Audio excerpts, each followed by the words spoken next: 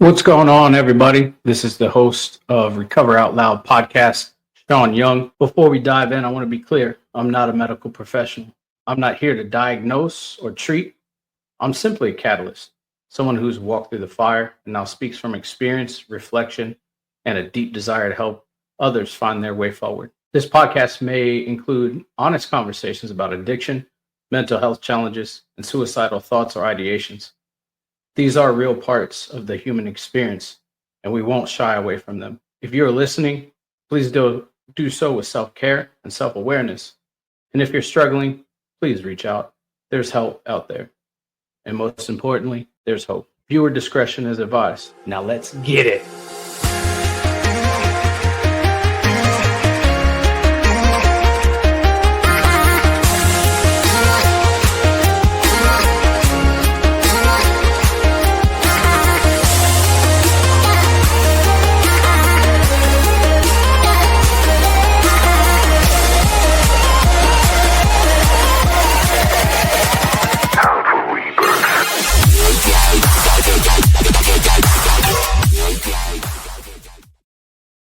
What is going on, everybody? Welcome to Recover Out Loud, episode 103. Today we have a really awesome guest. I'm really excited about this guest that we're going to have today. When his message popped across my inbox, I was like, "Yeah, we got to have him. We got to have him on the show." And so today we got Ari Serap. How you doing, brother? I'm doing good, man. I was jamming out to that intro. I was really feeling it. That was awesome. You know, I picked that song for a reason, and the when you hear the drop and then you hear "Time for Rebirth," right? Like that's like the hype up, but like, yeah, that whole song just goes hard. That was great. Yeah, I really, yeah. I think the music of the intro sets the pace for the rest of the show. I've Absolutely. been on shows where the music is like soft and melodic, and I'm like, man, I want to go to sleep. And then you got shows where it's like super hard, super heavy, and you're like, man, I want to fight somebody. But like this gets you in the mood where it's like, okay, we're gonna have a good time. Yeah, frequency is a powerful thing, man. It is. It's no joke. It very What goes into our ears affects our soul. So it's like, Yeah, yeah, absolutely.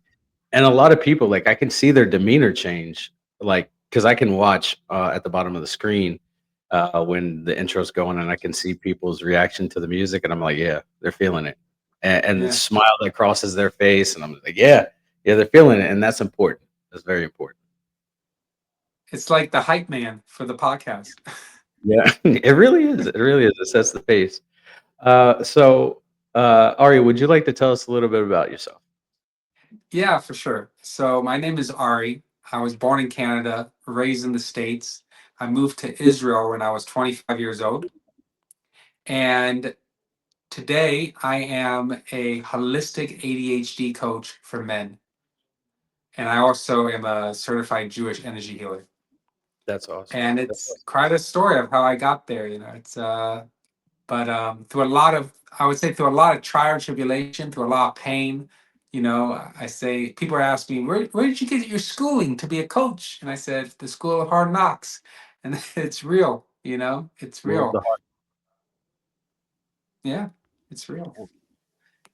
Before we dive into your story and some of the things that you do, I gotta say on multiple levels, thank you. First, I want to say thank you for being a coach and advocate for men. That is very rare to find, and when we in society today, men are kind of demonized for the sins of the father, I guess you would say. Hmm. And so I want to take a moment and say thank you for that. And second, for being a holistic energy healer. I do the same, and I have a team of healers that does the same, aligns the same with you. And so there's not enough of us in the world, and there's not enough of us in the world that want to do this aside from doing it for fame. I don't want fame. I don't want fortune. I just want to help heal the world. Right. Well, thank Absolutely. you for that acknowledgement. I appreciate that, Sean.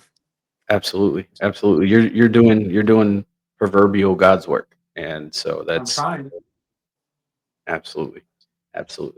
So Ari, Before we dive into it, what's the weather like in Israel today?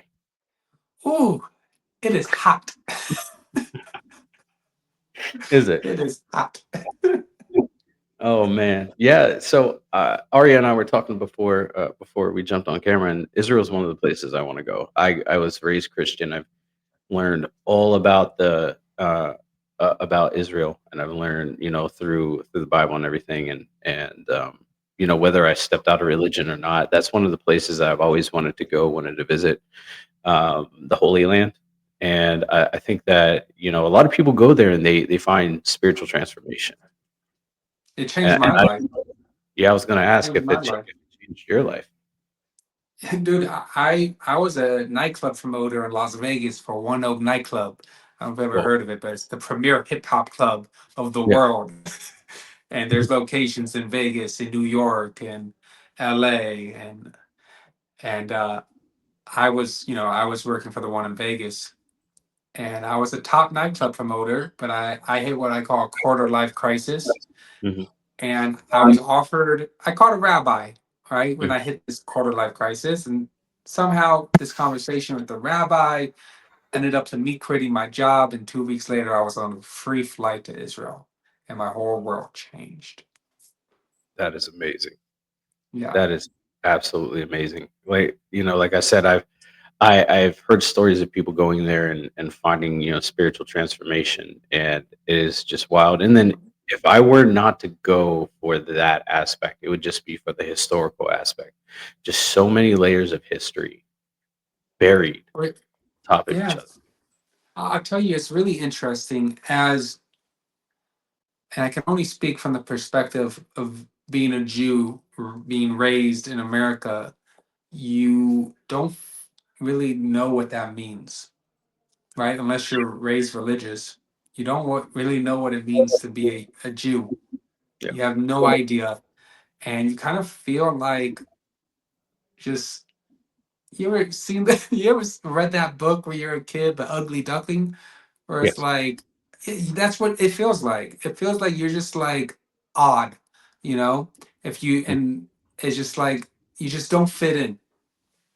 mm. And I always kind of felt like there was a separation, and I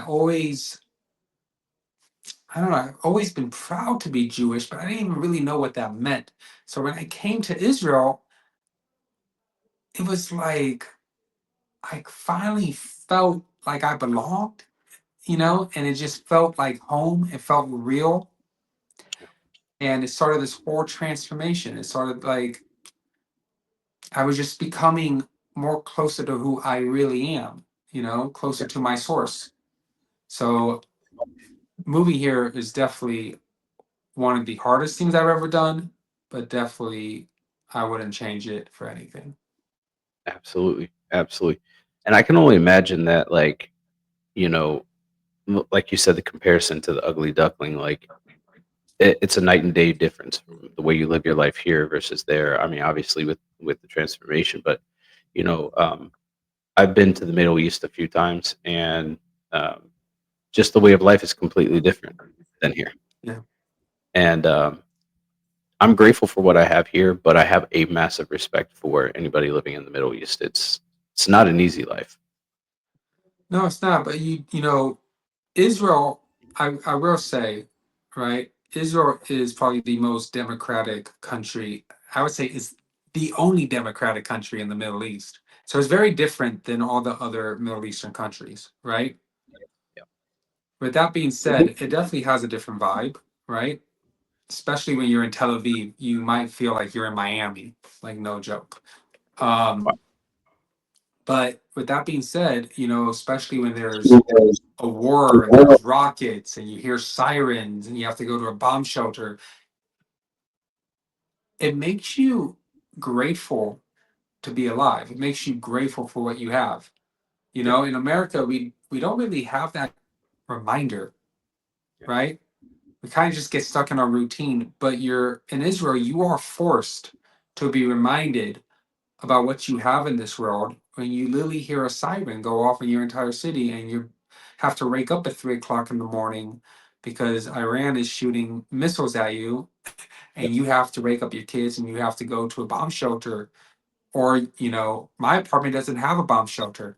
So it's what we did is we just all went in a hallway together and just held each other and prayed that nothing would happen, you know Yeah. and God forbid if something did, we would all go together, you Yeah. know which is a really crazy way to think, but it's like, my kids are my daughter's 3.5, my son is 1.5, and my son, thank God, has no idea what's going on.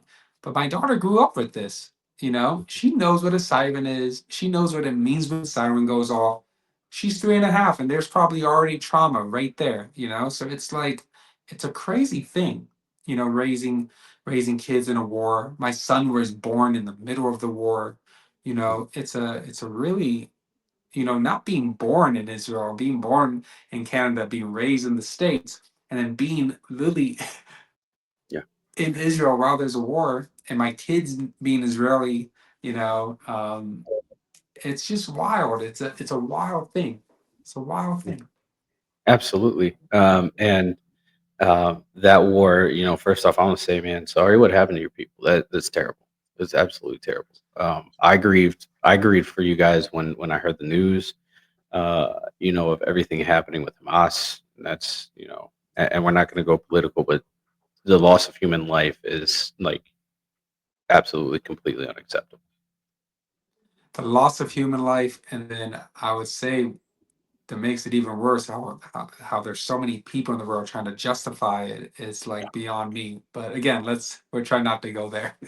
Yeah, no, no, um, and look, I think my but that's views what with gets you. me so mad is like people are justifying it. Yeah, yeah, That's just like boils my blood. you know yeah, yeah. it's like It, people are like these, like, I really think the people who support terrorism, they're extremely confused. yeah, they have They're no under extremely confused. they have no understanding or capacity to understand like what has actually happened and transpired over time, and they're brainwashed, really, in my Yeah. opinion. But political opinions aside, I'm leaving that at that. What I will say is that I'm sorry for the loss of life, and I'm glad that you're still here, and I'm glad that you are alive and you're able to share Me the too. story. I have no Um, plan to go anywhere, and I hope that's his plan too. And you know, yeah, yeah. absolutely, absolutely. So, would you like to share your story? Share how childhood was, growing up Jewish in Canada and then moving to America. So I don't remember moving to America. I was 6 months old, Oh, and so I really don't remember what it was like.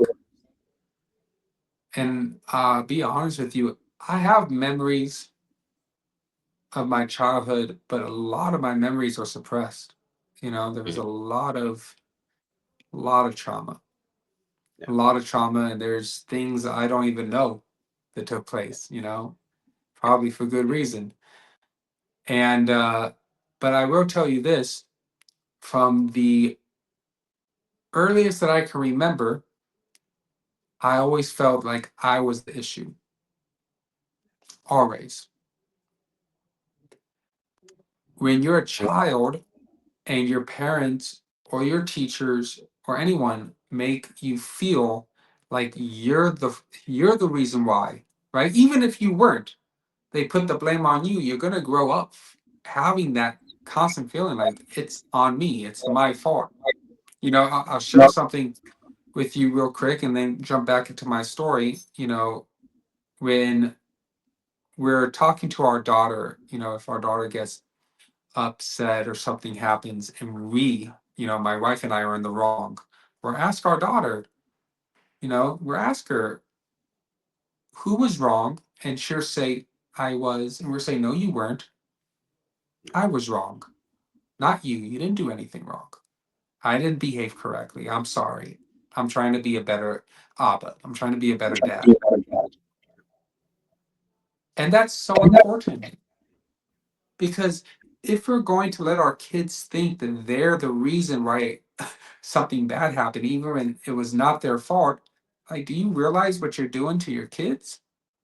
And I'm living proof of that. Like, to this day, I judge myself harshly. To this day, there are times that I have thoughts that come into my head that I'm not good enough. But because I've worked so hard on myself and I understand when these thoughts come up that it's not my voice, it is the voice of people putting that onto me, but it is not me. That is not my essence. And imagination can be a very strong thing. Imagination can get you to do something creative like start a podcast, but it can also try to convince you to kill yourself. God forbid. The imagination is strong. We have to understand that it's just imagination until I put it into reality, until I decide to either speak it or plant it into the ground. Until then, it is just imagination. It is just a thought. So that's a very important thing to remember.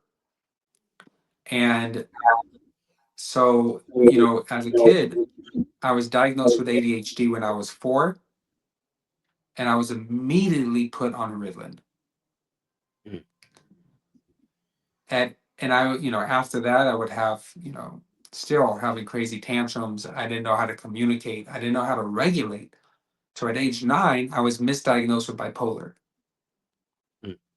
and they were putting me on bipolar medication. I don't have bipolar. I don't have. I have friends who have bipolar, who have manic episodes. I have one friend who has serious bipolar. I'll hear from him maybe once every 2 years, not because he's mad at me, just because he goes MIA. You know, Mhm. and I don't take it personal. I understand that he's going through something, but when you are growing up with ADHD and your parents don't have any idea how to deal with it, or they don't have the energy to learn about it, and try possibly they have their own traumas and they're putting it on you, especially if it's the worst if you have ADHD and your parents are narcissistic, Yeah. you know Yeah. and I'm only learning about that now in my 30s. I'm now just coming to the understanding that my mother was a narcissist or is a narcissist. I'm now just learning about it because you're just so blindsided. Yeah. And we have to be open to these things where I have to constantly be learning and wanting to know. And it's scary to know things at times, because it can Absolutely. hurt. But we're always growing. That's why we're here. We're always supposed to grow. But like I was saying, it's like that makes it worse because it's like if you have a parent that is narcissistic and and it's just like no matter what you do, and I have memories too of my parents getting upset and I don't even know why they're getting upset. And like the blame is just always on you. So you always feel like it's your fault. You always feel like it's on you. Yeah. And I think this is a very important thing to touch upon because this is the product of what's making grown men still stuck in the things that they're going through. That inner child is still living that experience. That inner child, that traumatic experience that you had when you were 7 or 8, is unaware that you're the age that you are now. It is still living in that time space of that 7-year-old who is experiencing something so traumatic that it has not been able to move from it. And all it needs and wants is you to be there for that inner child. Yeah. It needs you. You're literally its big brother. Like it needs you. It needs that comfort. It needs that love. It needs you to tell it like, I'm here for you. You're not alone. You know? And it's important to have compassion on ourselves and on the parts. We're so many different parts, all these things that we've experienced. It's so important to have compassion on those parts because when we're able to have compassion, when we're able to be easy on ourselves, to show love to ourselves, to understand that I am not defined by all these voices that people have told me. I'm defined by something much greater than that. That I might have ADHD and I might have a lot of trauma and I might have a lot of issues, but I'm much bigger than that. I'm a soul in a body. I'm Ari, and Ari has a lot of beautiful things about him, not just things that he struggled with. So we have to learn how to focus on those things, you know, to to be a light even in our darkest moments. That's what we have to learn how to do. Absolutely. I look, man, when I start tearing up because you hit right on the nail right on the head, man. A lot of what men suffer from is the childhood trauma that they face, and that little 5, 6, 7 year old boy that just wants that love, right, and that wants that admiration, especially from a father figure, right? Like my source of trauma comes from my father, and so um, screaming out, crying out, whatever, like just needing that affirmation from my father that, you're good enough. And um, I never got that as a kid. And so like when you were explaining that, I was like, oh shit, that hit something in me, right? Like that dug deep. And that's something that I've been uncovering recently that I have to work on. And so thank you for sharing that. But you're absolutely right. I think one of the things that I've noticed, especially as an adult, is that people eh, adults in our time frame, right? Like I guess you would call them millennials or whatever you want to call them, but we are seriously trying to break that chain of whatever we suffered from, that our parents suffered from, the generational curse, if you will, right? The generational trauma, where we're going through it, our family went through it, our parents went through it, then their grandparents, then everybody, right? And letting the buck stop at us and not perpetuating it on our children.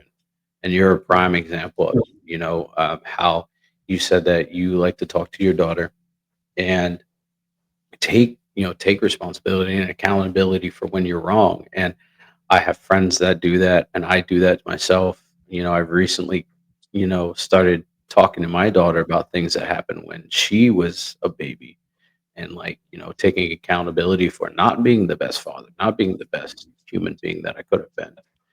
And so I think that's really important that we do that as fathers and as mothers. But I also think that it's important, like at a human level, because we start with our children and then we can start working on that outwardly to other people, and also taking accountability within us, right? Like saying, hey, look, I was a jerk. I wasn't the greatest human being. And so I want to say thank you for sharing that. And I'm definitely moved. I'm just gonna say that this is the first time in a long time in a recording that I've teared up. So thank you. I needed that. I mean, it's you're not alone, brother. Yeah. We've been there. Yeah. I've been there. You've been there, and there's probably a ton of people watching this right now who can relate to it. And Yeah. you know what? It's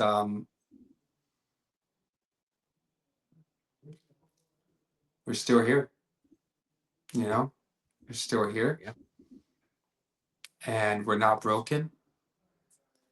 We're far from broken, and we were able to pick up the pieces, and we chose to fix ourselves. You know, Absolutely. and that's a choice, Yeah. because it's so much easier to just say, "Screw it, I'm done." You know, I've lost count how many times I've tried to kill myself. You know, Yeah. life can get so much and so hard that you're just like, I can't anymore. And who's gonna miss me if I'm actually gone? The world's just gonna keep on going, which is true. The world's gonna keep on going,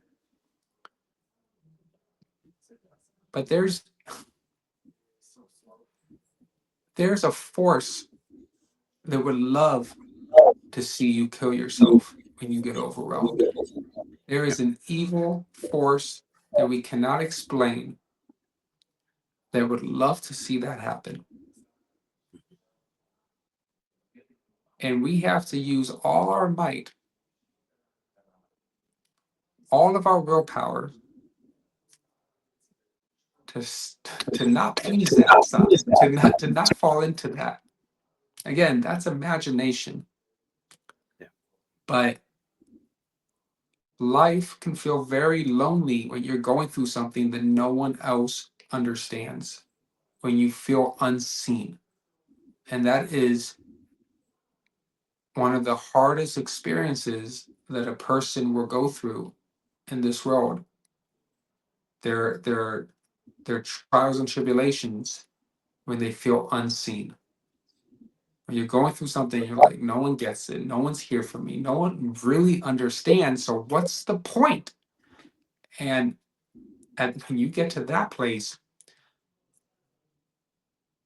it's like you're in a pit in the Sahara and there's no rope and you're trying to climb out. Yeah. And that's a hard place to be in. And you have to become your own rope. You have to become the thing that pours you out. No one else is helping you. No one's throwing a rope. It has to come within you. You have to make that decision that I am worth it, that I do want to be happy, and I'm going to do whatever I need to do to make it out of this pit. And people who have gone, especially men who have gone through so much of these traumas since a little kid into their adulthood, that fight does not end. It may come back in a smaller voice, but it does not end. But the smaller the voice becomes, the stronger your voice becomes. Absolutely. And that's what happens. And I've seen that in my life, and the fight never ends. You have to be as persistent and stronger than that evil force that tries to knock you down. Absolutely. I I found myself like identifying myself as broken. I was in the army for 12 and a half years. And when I got out, I like completely fell apart. And I used to just say, oh, I'm broken, I'm broken, I'm broken. And then I started thinking about it. And I said, well, what do we do with these things that are broken? We just throw them away, right? Because they're of no use anymore. And so I started changing that and saying, I'm not broken. There's just some kinks in the armor. There's just some dents that need to be welded back together, fixed. And that has definitely helped me change like how I view myself and like how I view my self-worth, right? Because to identify that I'm broken, that I'm easily disposable, like I felt that way for the longest time. Like you could just throw me away and the next person will come pick me up. One man's trash is another man's treasure. But that would identify me as being like I'm broken and there's no way to fix it. We can glue it back together, but if I see myself in the pseudo armor, right? If I see myself as a different version where some of the armor has been broken down a little bit and I just got to take it to the welder's shop and get it fixed, right? Like that identifies that I'm not broken. And so um, the self-talk is very big for me. And I think for a lot of men too. Is that something that you've been working on? Absolutely. Self-talk, mantras, affirmation, this is one of a few different ways that have helped me reprogram myself. Yeah. And when difficult things happen in your life, that you might have to reprogram yourself in other ways. It's unrealistic to think that if I'm 35 years old, that I'm going to be able to heal all these 20 plus years, 30 plus years, right? Trauma can start happening before you know it. Trauma can happen before you even come out of the womb, you know? So it could be 30, no matter how old you are, it could be that many years of trauma. But it's unrealistic to think that now when you're 35 or however old you may be, that you think that in a year or in a few months, you're going to be able to heal all the trauma you've ever experienced. Because there is a lot of layers, right? We are not simple creatures. We are super complex. And we have learned to survive. So whether it is that, our body, I really do believe that our body stores our traumas. It's brought down in the Torah that anger is actually connected to your liver. Mm.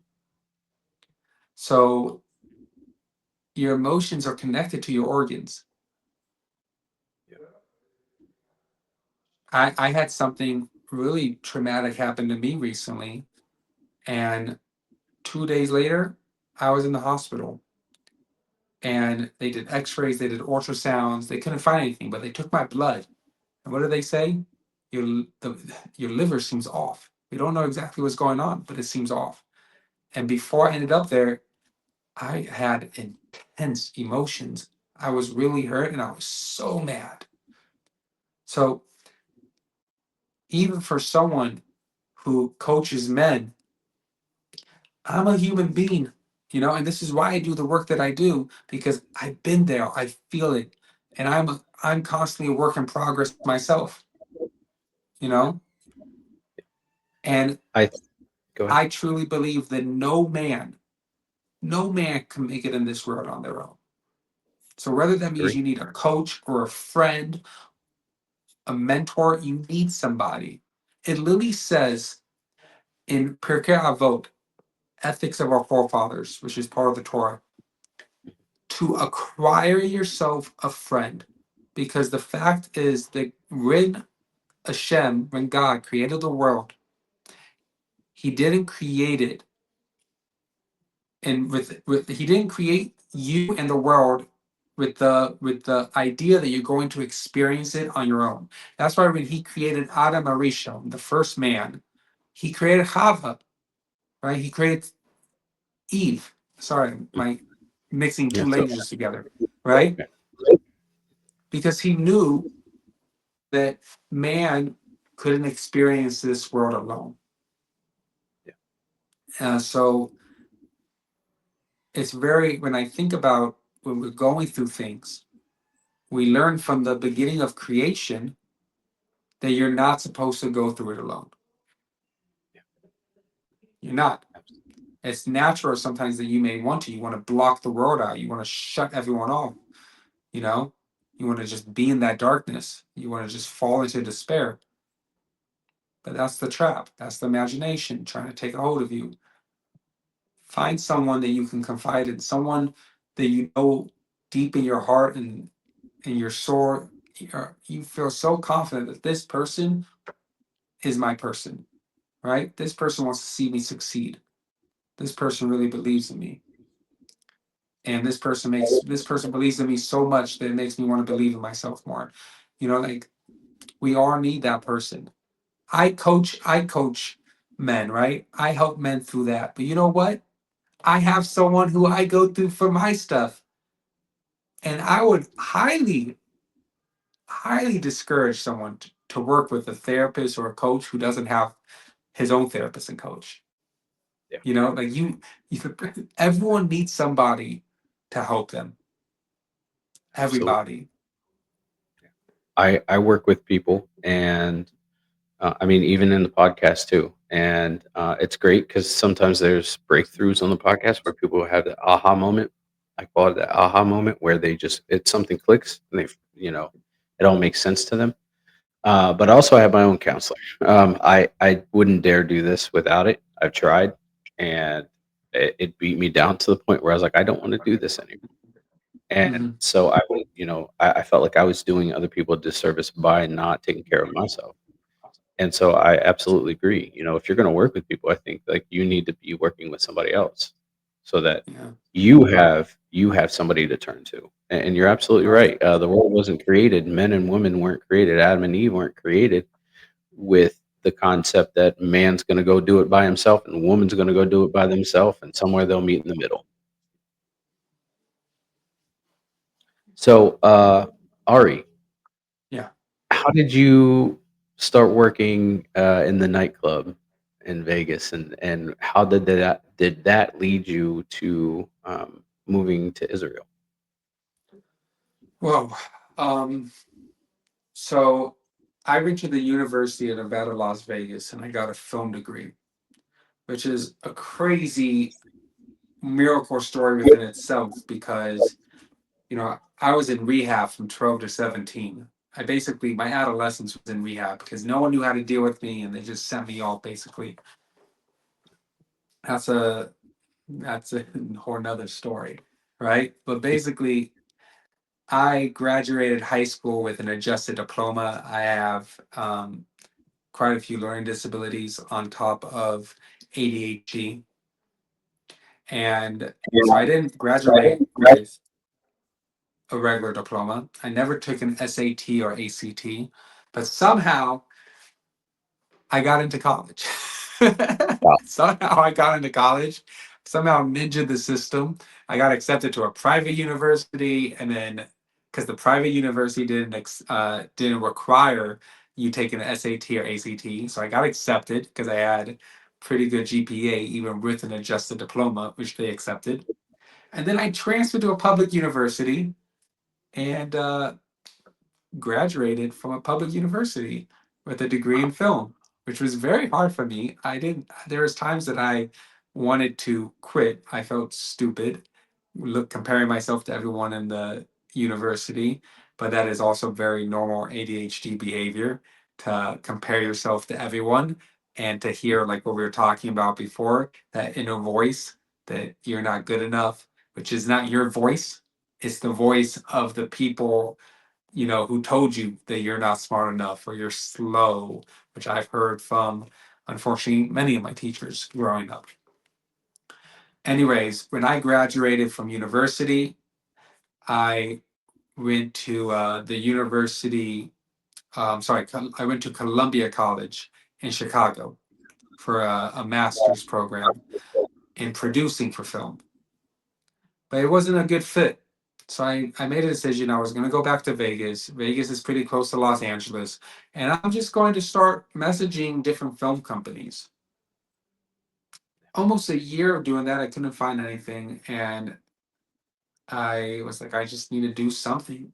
I need to figure something out. And a friend of the family suggested that I look into nightclub promoting. So I went on, I don't know if people still use Craigslist, but I went on Craigslist, if we all remember Craigslist. Yep. Still don't know who Craig is, but went on Craigslist. He's got a list though somewhere. Watch Craig's wanted for like who knows what. But I went on Craigslist and I found a ad for to be a nightclub promoter for One Oak nightclub, and it was like a group interview with me and like 20 other people, and only me and two others got hired, and those two other guys didn't last 2 weeks. Wow. And I was there for almost 2 years, and I became very successful at it. And there was a lot of drama in the nightclub industry that we're not going to get into, but that drama ended up leading me to what I called a quarter life crisis, Mhm. and which ended up me calling that rabbi one day in the middle of work. I was in the lobby of the Bellagio Hotel crying behind a bush, and called this rabbi, and I was like, I don't know what to do. I don't know what to do. And I called this rabbi specifically because he's also an entertainment lawyer. He has a lot of connections. So I thought that maybe he could set me up somewhere. Israel wasn't even on my mind, but he brought it up, and I thought about it. I quit my job, and I remember telling my dad. I was scared to tell my dad, but he told me, I think you should go. And he told me more than that. He's like, I think you should go, and I don't think you should come back. Wow. You know, when I love my dad very much, but you know, when I think about, because I've been thinking about this a lot recently, but when I think about it, I feel like I was just being sent away in a way, like kind of like what happened in the rehabs, just like, but I knew that my dad knew something that I didn't know. Like now that they were going through bankruptcy, I don't think he wanted me to be there for that, Yeah. you know? And I think it was a good thing that I wasn't there for that. But it's funny that God has funny ways of setting things up. So for whatever reason, and you know, I'm not gonna try to play FBI investigator, but for whatever reason, my father was like, I think it's best that you go there and that you stay there. Mm. I was like not expecting that at all. Like it was supposed to just be like a short trip, but it was like I was going to Israel with the intention that I may not be coming back here. You know, I may actually be moving to Israel. And I went to yeshiva. For those who don't know what yeshiva is basically it's a giant school basically to learn Torah. But the certain type of yeshiva that I went to was for men who weren't raised religious, who have no background whatsoever, but they're Jewish and they want to learn what it means to be a Jew. And we start learning about Torah. And we start learning what it means to be a Yid, what it means to be a Jew. So that was, you know, I literally had no intention of becoming religious. Kind of just happened naturally as I was connecting to what it means to be a Jew and connecting to my real self. And I just felt so at home.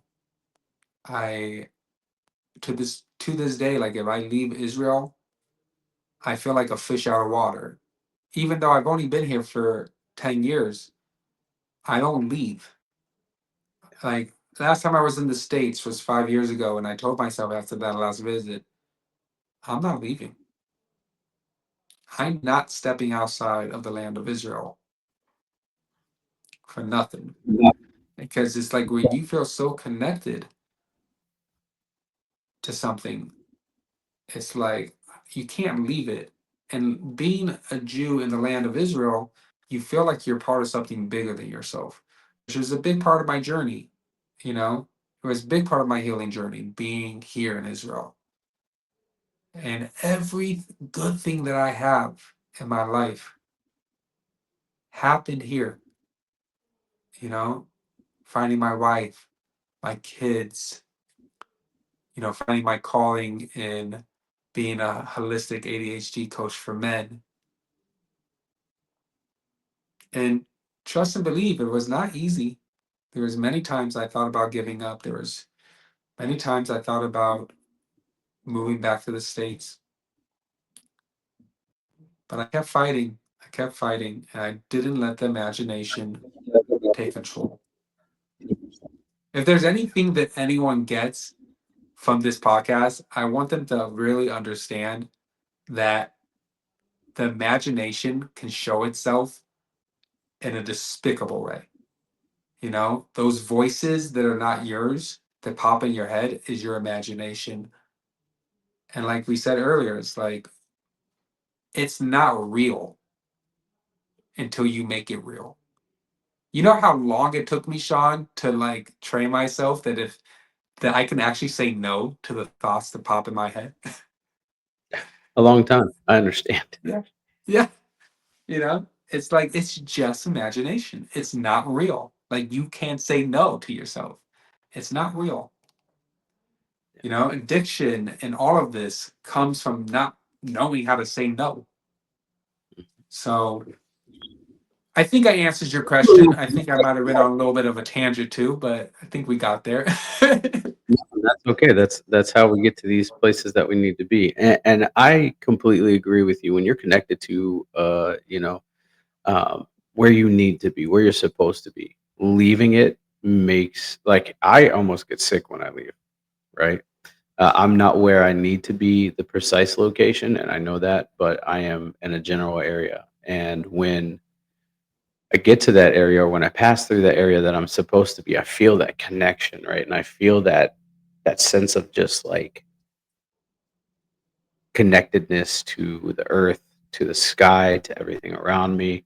Right? Like I can close my eyes and I can hear the birds and I can hear the water flowing, and it's an amazing feeling to be connected.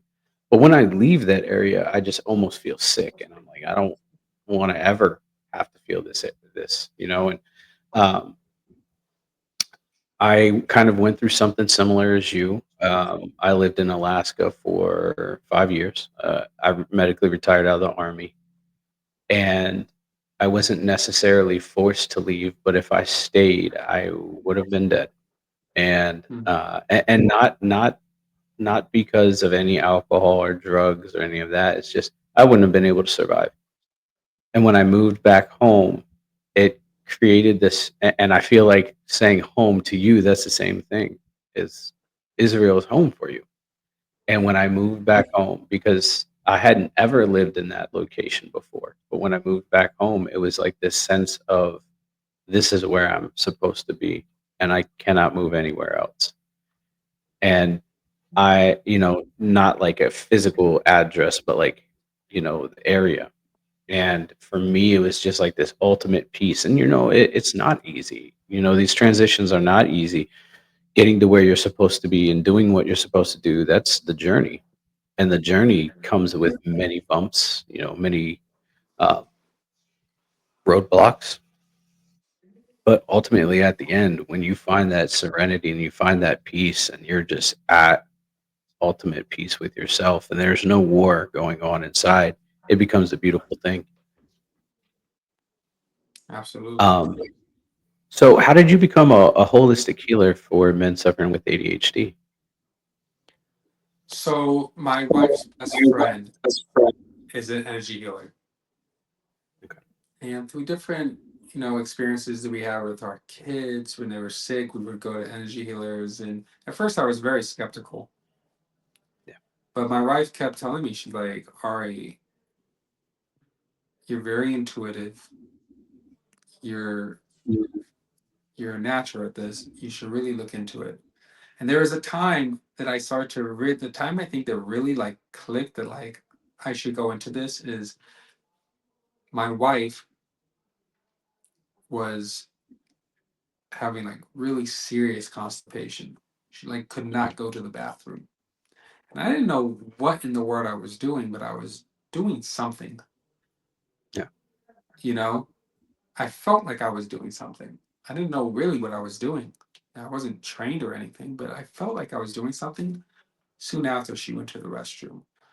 And we both think that it was completely connected to whatever I was doing, which was energy work, Yeah. for sure energy work. I was definitely tapping into something. And then, after that experience, I was like, okay, you know what? Let me try this out. And so I contacted an organization called Or Emuna. The light of faith is the translation, right? Or Mhm. Emuna, which is a Jewish energy healing organization. And what makes Mm. Jewish energy healing different than, like, I guess, regular energy healing is that whenever I work with someone, I first do a tefillah, a prayer, and I have to go into it with the recognition that I'm not a healer, right? I'm a messenger. In Hebrew, we call it shliach. I'm a messenger. And that God is the only one who does healing. And that's a very important thing. I think a lot of times I've met a few people who do healing, right? Who think they're the one doing the healing. And that is, and same thing with doctors, right? Doctors think they're the one who's healing you. It's very important to know where the healing is really come from. Energy Yeah. healers, um, any type of alternative medicine, doctors, these are all messengers. God is Mhm. doing the healing. There's only one person doing it. Okay, and that's very important to remember. The other thing this makes Jewish energy healing different is there are things that we just, as a religious man, I just cannot do, which is I would never talk to the dead. I would never tell someone their future.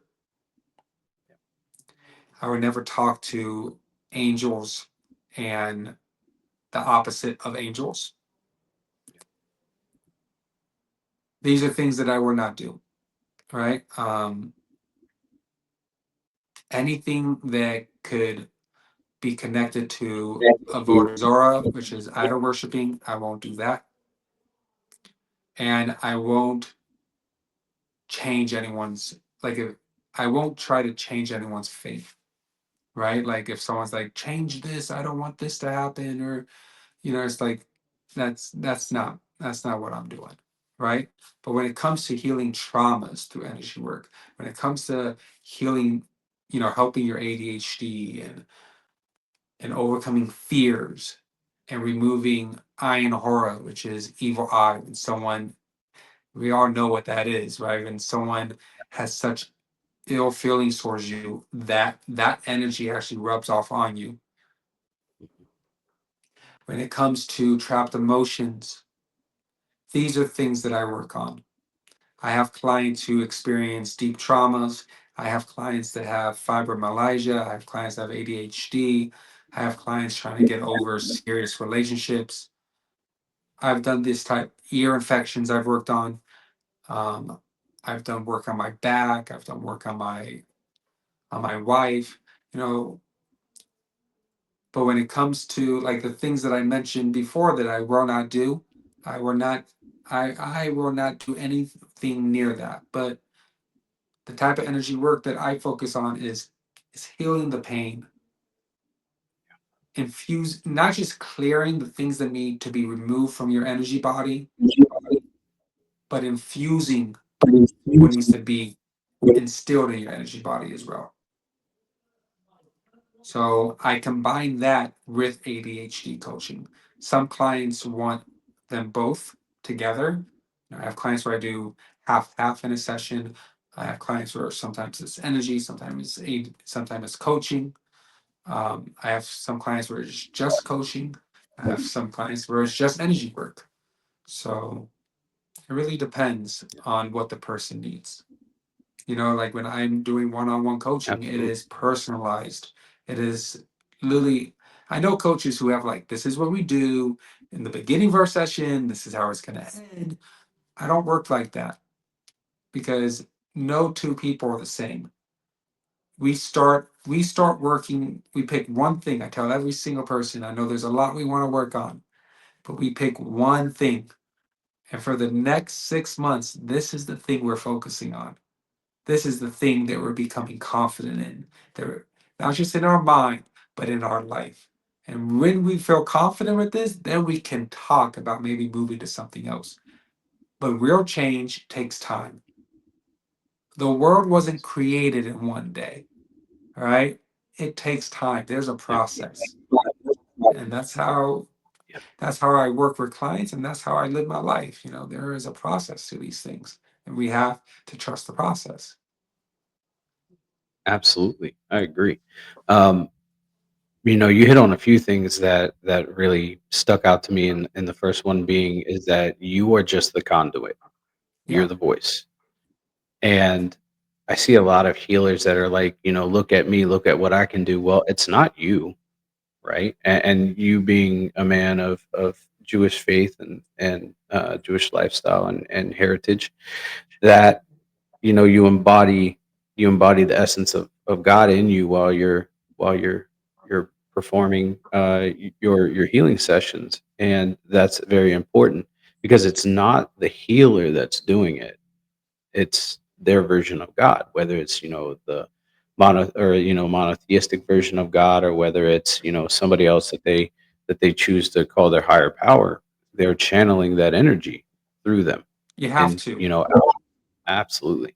Absolutely. And because energy flows through our body, but there's got to be something to bring that energy in for us to push that energy out.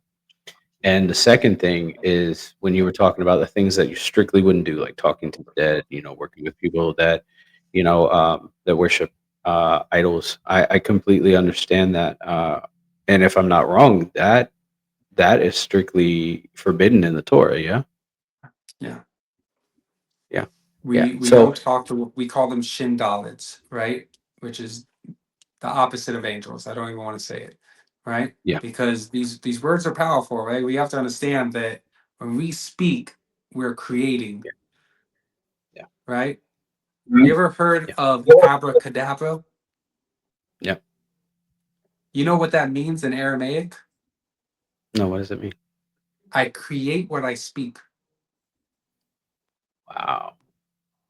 So when I am speaking, I am creating. Wow. So That is wild. therefore, everything is kavanah, which is the Hebrew word for intention. Everything needs to have kavanah. Yeah. Everything that I do needs to have the proper intention. Absolutely. And it's especially when you're doing this work. There's something I do whenever I'm doing energy work. If a thought pops into my head, I stop what I'm doing and I clear it because I need to be here. I can't, especially with ADHD, boom, boom, boom, boom, boom. We got to be here. Yeah. Got to be here. Yeah. Absolutely. Absolutely. Yeah. When I talk to people about, meditating, or praying, whatever you want to call it, with ADHD. And a lot of them are like, I just can't get the thoughts stopping from my brain. I'm like, there's a way to work around that. And that is acknowledging the thought that's there and letting it go. Right. Because you have the power to And hold on to that thought, there's and you so have the many power to let types of meditation too, so many types. People think that, this is the only type of meditation, right? Because when we yeah. think of meditation, we think of there's so many types of meditation. Laughter can be a meditation. Yeah. Laughter. Laughter can Hmm. be a meditation. Talking to God in your own words is a meditation. Yeah. Moving your body to like music and with the lights off is meditating. Yeah. Jewish meditation is focusing on, for instance, the most popular Jewish meditation is focusing on the letter Aleph, right? I wish I Mm-hmm. had a picture of an olive to show you somewhere, but I don't think I do. I do. Ah, okay.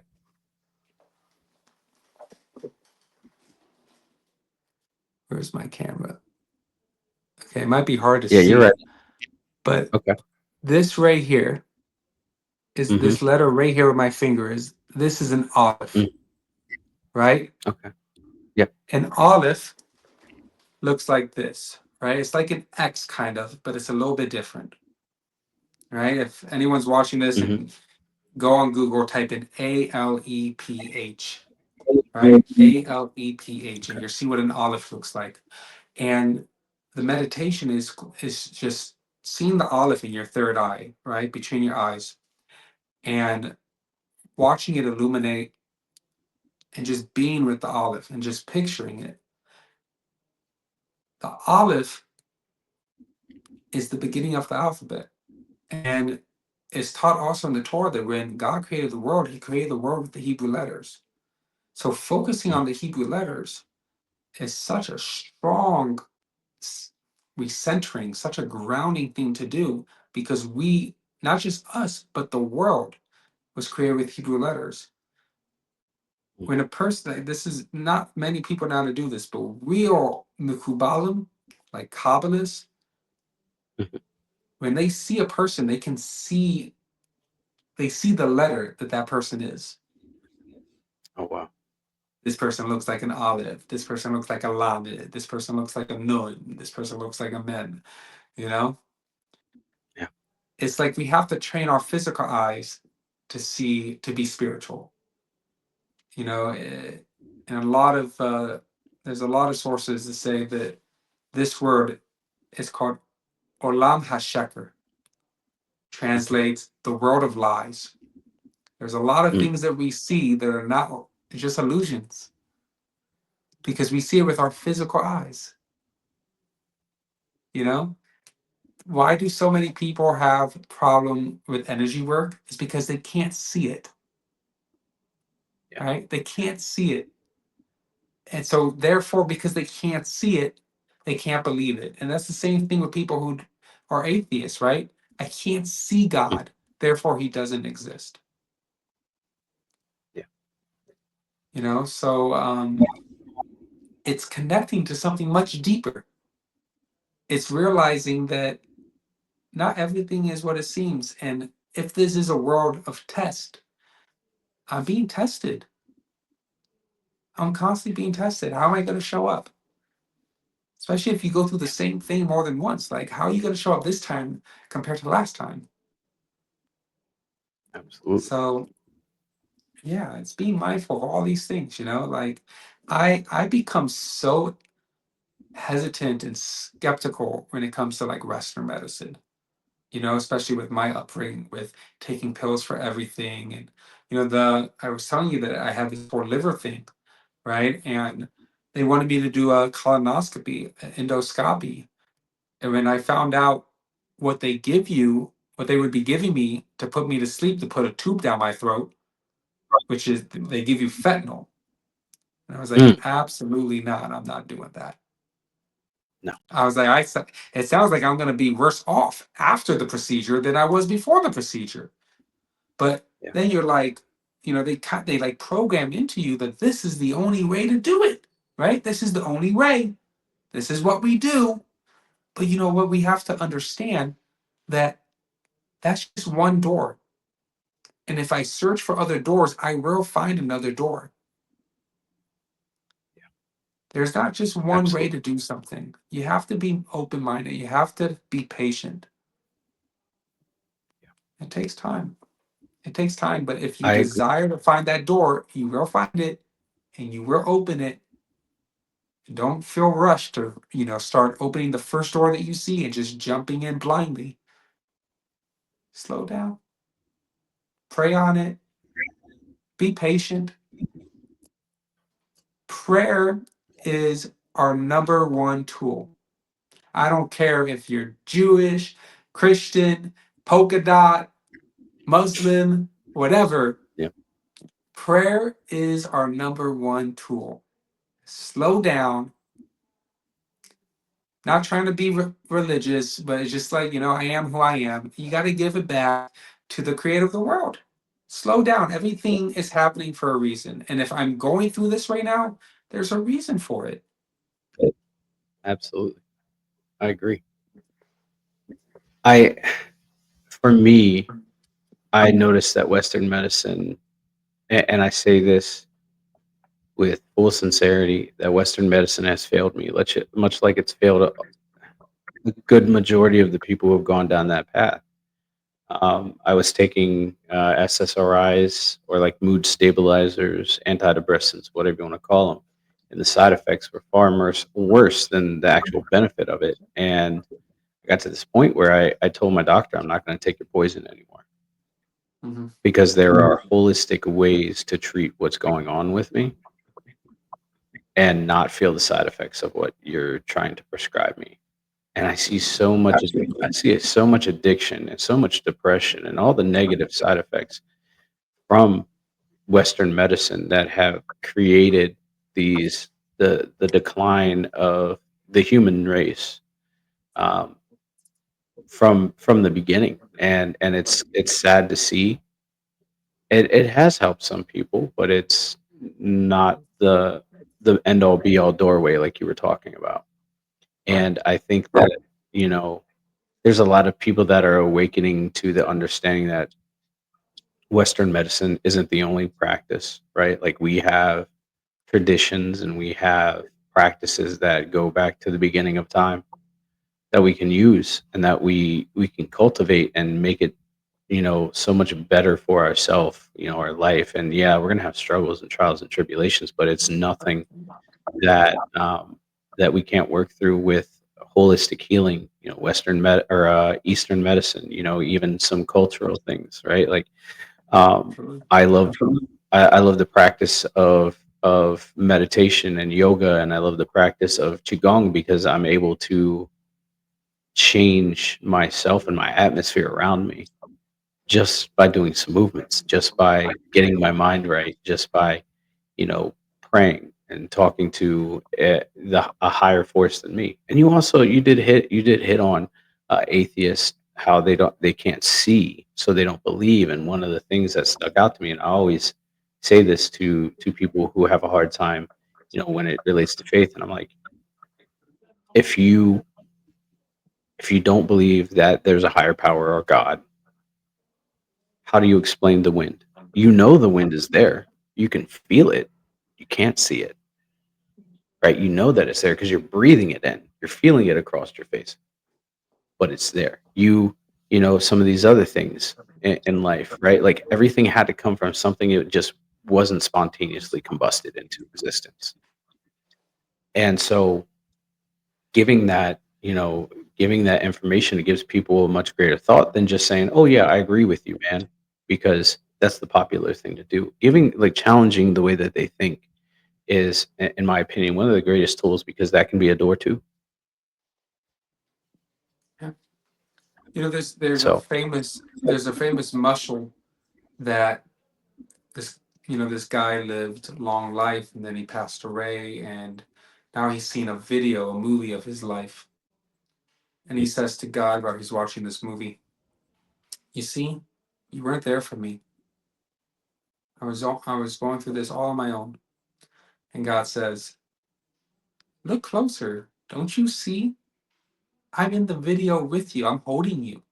I'm holding you through all of it." So therefore, just because we can't see it, right? But just because you can't see doesn't mean it didn't happen, right? And a person wants to say, "Oh, I'm still here today because of me, shkoyach." Like I have a friend who's like, he has that mentality. He has that survivor mentality, right? Like, I did everything. I did it all. It was all on me.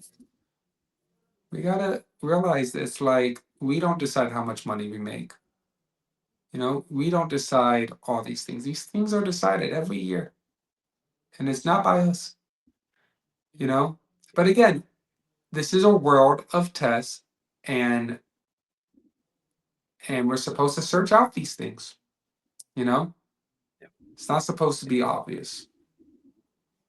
It's not supposed to be obvious. absolutely. So Ari, before we shut the show down, I always ask my guests this question because I feel it's important. Uh, what are you grateful for today? What are 3 things you're grateful for? Oh, I'm gonna have to say my wife, my kids, and to live in the land of Israel. That's amazing. That's amazing. Ari, I want to take a moment and say thank you for being on the show, and thank you for sharing your experience. I am so grateful for you. Thank you for what you're doing for your community and what you are doing for yourself. It's very important, And thank you for showing up for men. Like I said at the beginning of the show, we don't have a lot of that out there for us, and you're doing the work. You're doing God's work, and you are helping men and helping human beings in general to get over or work through some of these things that have plagued them for their whole life. And so I want to say thank you. Thank you, Sean. I appreciate you, and I appreciate what you do as well. I have to tell you, I felt very, very comfortable on your podcast, and I think you're doing what you're supposed to be doing. So keep it up because, um, yeah, man, I feel like I've known you for a long time, and we just met today. So you need to keep this up, man. You are obligated to keep this up. You're doing great things. I've heard that so many times, and like I said before, there was a time where I said I'm not good enough. The brain, Right. I'm not good enough. But the thing is I am, and I am good enough, and I'm worthy of this, and I'm worth it, and I am loved. And I'm going to mimic that back to you and back to everybody that listens. Thank you for being here. Thank you for sharing this space with us and listening. And you are loved, you are worthy, and you are worth it. Have a good day.